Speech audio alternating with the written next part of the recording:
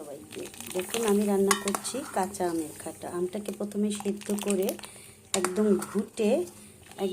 ঘুটে ফেলেছি যেন আমের কোনো আকার না বোঝা যায়। দেখেছেন? এবার এতে মিক্সড করব হলুদ। প্রথমে দিয়ে দিলাম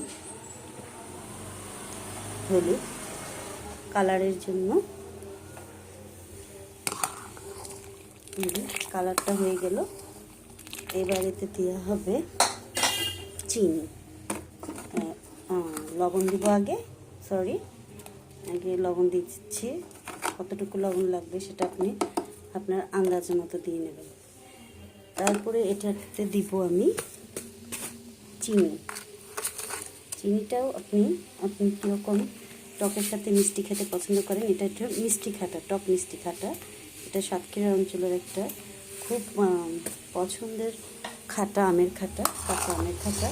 এটা হলো মিষ্টি খাটা, এটাতে কোনো ডাল মিক্সড করা হয় না। এরপরে যা করবো, এটা যখন ফুটে যাবে এবং এটাকে খেয়ে দেখবো লবণ চিনিটা ঠিক আছে কি না, তারপরে এটাকে সর্ষে দিয়ে আমি বাগার দিব।